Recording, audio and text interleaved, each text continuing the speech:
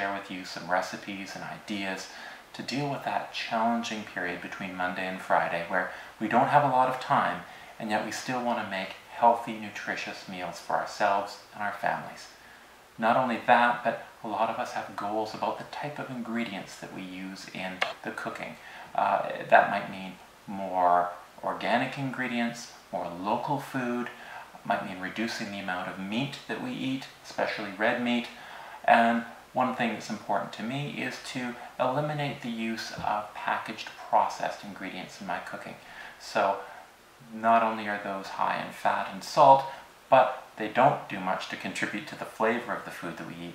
And I also strongly believe that you can make meals just as fast from scratch as you would with a packaged ingredient, and they certainly will taste better. So before we get into the actual recipes, what I wanted to do with this very first video is to share with you some of the staple ingredients that I typically cook with.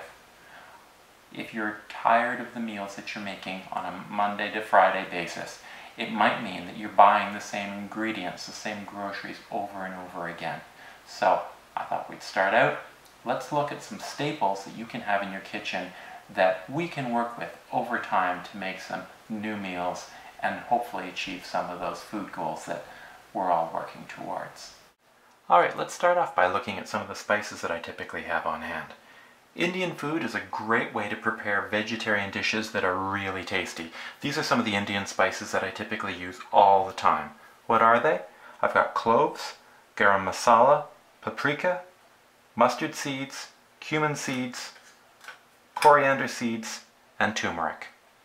You'll notice a lot of these are whole seeds, the whole coriander, whole cloves. That's because it's way more flavorful to use a spice grinder, throw them in there, and you don't need to worry about the powdered spices losing flavor over time. To grind those spices I showed you, I use this simple coffee grinder that I've repurposed as a spice grinder. I throw the spices in there, put on a lid, press it down. It will grind the spices into a perfect powder, this consistency that I want, really flavorful and really inexpensive. For salt, I always use the coarse sea salt. I find it gives a lot more full, better flavor. You can just sprinkle it on top of the dish rather than mixing it in, and it's much more difficult to over salt a dish when you can actually see the salt that you're putting on. Thai food is a great option for preparing fast food that your family will love in a really short amount of time. Most Thai dishes can be made easily within a half an hour. To do that, curry paste. This is yellow curry paste and this is red curry paste. You can make them yourself, but you know what? This is an area where the packaged ingredient works really well. No preservatives in it. It's just ground up spices, and it can be used in a lot of different ways for a lot of different types of dishes. Something I love to have on hand. Of course, that's just a very small sample of the ingredients that we'll be using over the coming weeks. A longer list is available on the blog at easymidweekmeals.com.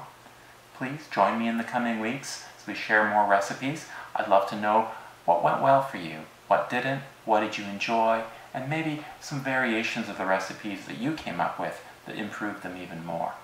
Alright, well, thank you for joining me, and I look forward to seeing you in the coming weeks.